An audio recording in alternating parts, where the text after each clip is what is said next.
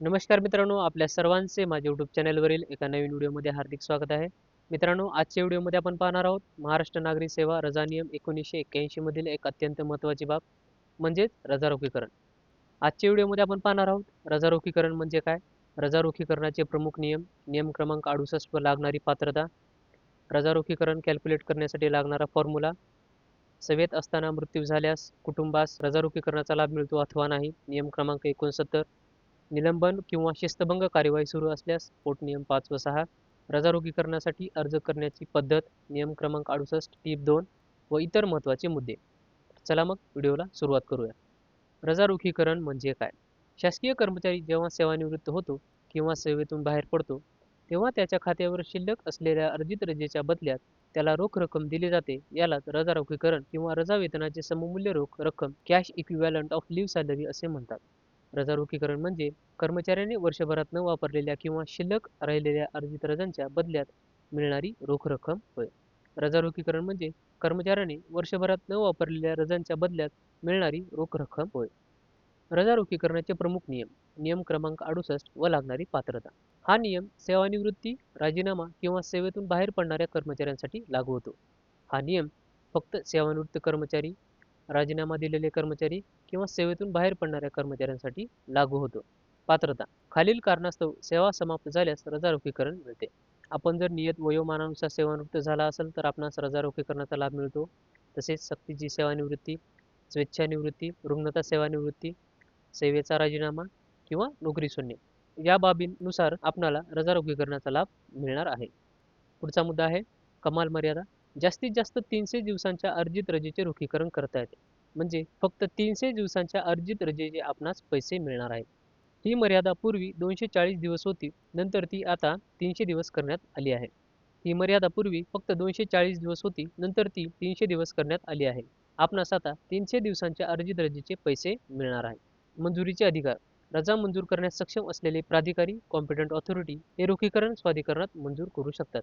रजा मंजूर करणारे अधिकारी कॉम्पिटंट ऑथॉरिटी हे रजा रोखीकरण करण्याचे प्रस्ताव मंजूर करू शकतात. रजा रोखीकरण फॉर्म्युला.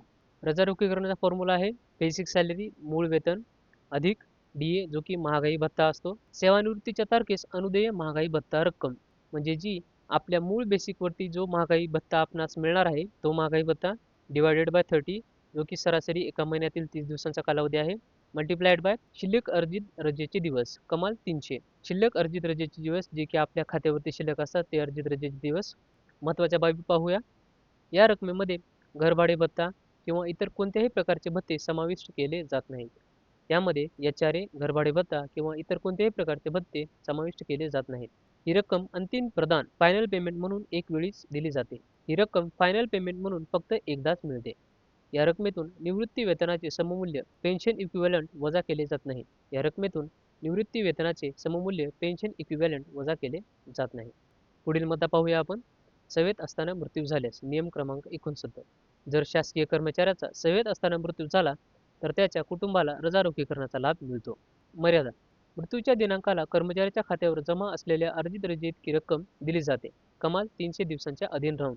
फक्त 300 दिवसांपर्यंत आपणास रजा साठवून ठेवता येते व त्या रजेचे रजारोखीकरण करता येते. कुटुंबास प्रदान नियम क्रमांक 69A. ही रक्कम खालील प्राधान्यक्रमानुसार कुटुंबातील सदस्यांना दिली जाते. सर्वप्रथम ही रक्कम पत्नी किंवा पतीस मिळणार आहे.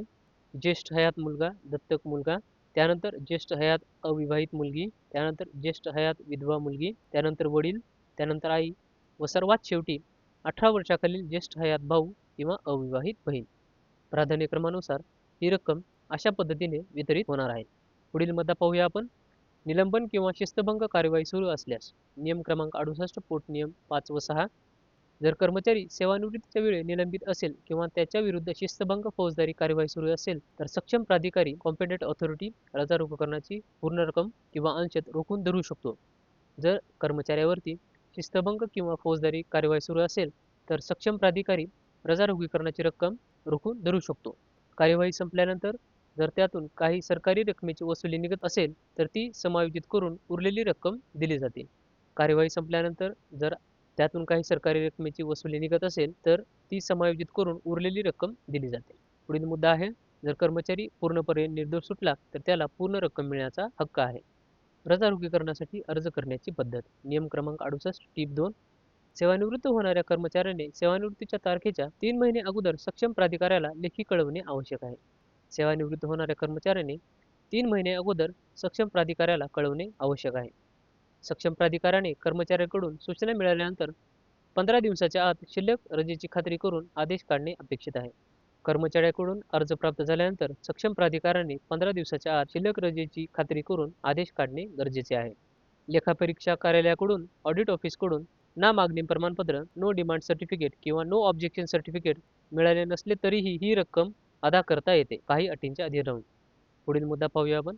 इतर महत्त्वाचे मुद्दे. अर्धवेतनी रजा, हाफ पे लीव्ह. नियम क्रमांक 68 मध्ये प्रामुख्याने अर्धीच रजेचा उल्लेख आहे. काही विशिष्ट परिस्थितीत जसे की निवृत्ती वेतन पात्र नसताना अर्धवेतनी रजेचा विचार केला जाऊ शकतो. परंतु सामान्यतः 300 दिवसांचे रजारोगीकरण हे अर्जित रजेचेच असते. 300 दिवसांचे रजारोगीकरण हे फक्त अर्जित रजेचेच असते. पुढील मुद्दा आहे दीर्घ सुट्टी विभाग, वॅकेशन डिपार्टमेंट. नियम क्रमांक 54(2) ए नुसार दीर्घ सुट्टी विभागातील उदाहरणार्थ शिक्षक कर्मचाऱ्यांना सुट्टीच्या कालावधीत काम केल्यास जी अर्जित रजा मिळते ती साठवता येते. मात्र काही विशिष्ट अर्जित रजांचे रोखीकरण करण्याबाबत निर्बंध असू शकतात. पण सेवानिवृत्तीच्या वेळी खात्यावर जमा असलेल्या अर्जित रजेला नियम 68 लागू होतो. परंतु सेवानिवृत्तीवेळी खात्यावरती जमा असलेल्या अर्जित रजेला नियम क्रमांक 68 लागू होतो.